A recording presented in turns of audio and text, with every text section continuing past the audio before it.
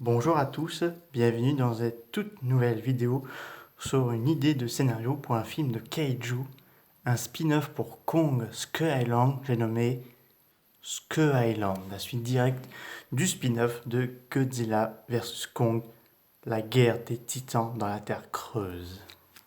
Alors, les survivants, donc les Kong, les derniers de leur espèce, quittent la Terre creuse après une terrible défaite face au Godzilla qui était plus en plus fort et plus puissant. Ils empruntent un tunnel à la Terre creuse, mais la plupart d'entre eux ne survivront pas. Leurs blessures, ils se font dévorer par des créatures qui les poursuivaient, et donc là, ils sont vraiment très très peu nombreux. Ils empruntent le tunnel qui les conduit tout droit vers une île, Skull Island. Un morceau de la terre creuse qui serait détaché pour aller sur la surface. L'île est protégée par un vortex, donc une grosse tempête qui l'entoure. Donc du coup, ils sont en sécurité. Les survivants se regroupent et font une seule et unique tribu. Donc ils vont s'installer sur cette île, soigner les blessés et s'occuper des plus jeunes et des plus âgés. Les années passent, que les Godzilla règnent en maître sur toute la surface de la Terre, puisque la Terre creuse est désormais délaissée, mais une nouvelle espèce prend la place des Kong, King César. Mais ça, ce sera une autre histoire. Là, les années passent, et on va suivre Kratos, le père de Kong. Ce dernier a entendu les histoires qui s'étaient passées de son peuple. Il sait qu'il ne peut pas engager une nouvelle guerre face au Godzilla, car ça risquerait encore coûter cher à leur espèce, car oui, ils sont très peu nombreux, et la plupart d'entre eux sont âgés. Donc du coup, pour se reproduire et donner naissance à des nouvelles individus, c'est très compliqué. Donc il faut mieux s'assurer que la survie de les futures générations voit le jour. Un beau jour, Kratos se baladait sur les côtes de l'île où jusqu'à il voit un Godzilla qui affronte des mutos. Ce dernier a tué l'un des mutos mâles et le deuxième. Mais la femelle contre-attaque avec un long de choc qui fait perdre Godzilla connaissance. Pour empêcher un tel acte qui se produit, Kratos affronte le muto femelle, la muto femelle, dans un combat sanglant. Il défend Godzilla et arrive à terrasser la femelle Muto en l'écrasant la tête. Godzilla, donc le Dagon, le père de Godzilla, se réveille et voit Kratos. Les deux s'observent l'un l'autre et se remercient. Kratos préfère ne pas engager le combat contre ce Godzilla car il a un profond respect, même si ces derniers ont provoqué la chute de ses ancêtres.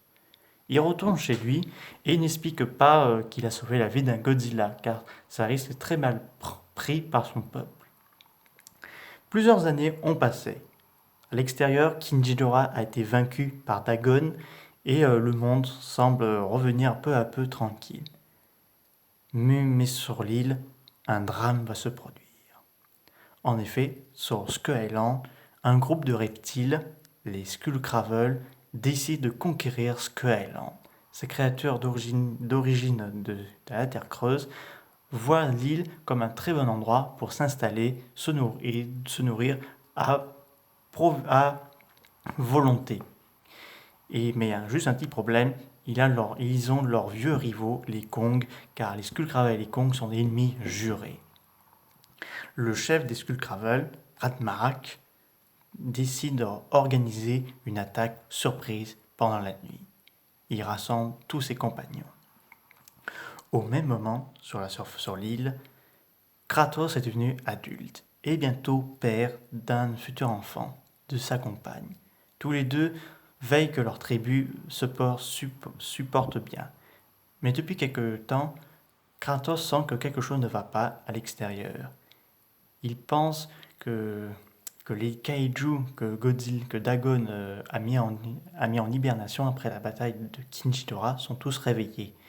Et pour lui, c'est un mauvais présage, car plus d'alpha, ça veut dire plus aucun ordre naturel pour l'équilibre du monde, et l'île pourrait en souffrir.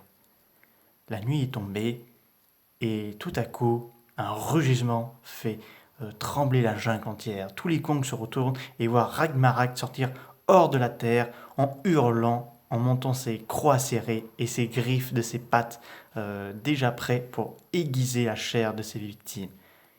Il se jette sur un Kong et le poignarde avec son dard de son bras en le touchant le cœur. Kratos lance un rocher sur Ragmarak, mais d'autres Skullcravers apparaissent et tuent une grande partie des Kongs. Ces derniers prennent les armes, enfin plutôt des rochers, des arbres, et utilisent leurs coups de poing pour les mettre en pièces, mais rien à faire. Ils sont trop nombreux et ils se font tous massacrer les uns après les autres. Les Skullcravers attrapent les jambes, les bras des Kongs et les arrachent et se jettent sur eux pour les mordre à la gorge et les éventrer. Kratos et sa compagne doivent aller sauver les rescapés de ce carnage. Malheureusement, Ragmarak s'impose contre Kratos. Les deux se figent face à face avant de se combattre dans un combat épique. Violent et gore, Kratos se fera griffer par Ragmarak, mais ce dernier prend sa queue et le lance dans les airs avant qu'il retombe dans la jungle. Il va à son cours de sa compagne qu'elle est en difficulté face à quelques rampants très agressifs. Il arrive à en tuer 5 et sa compagne 2. Mais elle est épuisée et bientôt elle va mettre au monde leur enfant.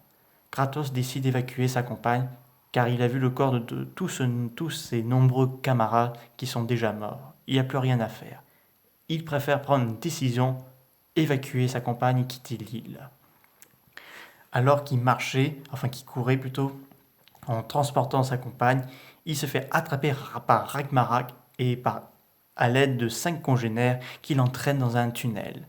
Sa compagne tente de le sauver, mais ce dernier lui dit « sauve-toi ». Donc elle court avant qu'il se fasse entraîner dans le tunnel.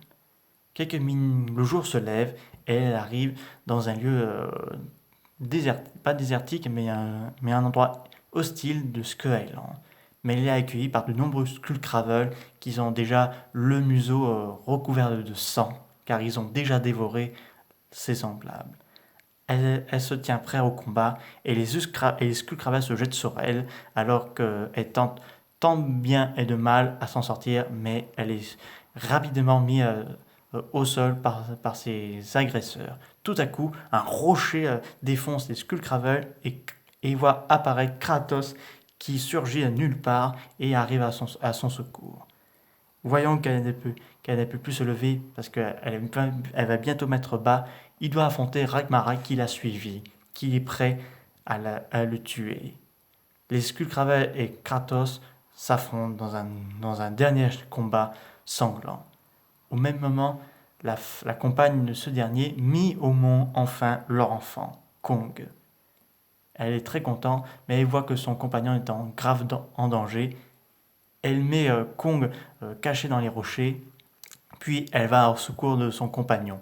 Malheureusement, elle se fera tuer par Ragmarak et Kratos n'a pas pu sauver sa compagne qui, malheureusement, mis en pièces par ses agresseurs. Ses jambes sont bien entaillées et il ne reste plus que ses bras pour qu'il puisse combattre. Mais Ragmarak met un terme à ses souffrances et le tue. Les Skullcravers poussent le cri de la victoire pour dire que désormais ce sera eux les maîtres de l'île, avant qu'ils retournent dans les grottes, enfin dans les tunnels. La nuit est tombée, le jeune Kong s'approche du corps de ses parents morts et pousse un cri de tristesse. Voilà, c'est la fin de cette histoire sur Skull Island, le spin-off de Kong Skull Island. J'espère que ça vous a beaucoup plu. N'hésitez pas à me dire ça dans les commentaires. Je vous dis à très bientôt.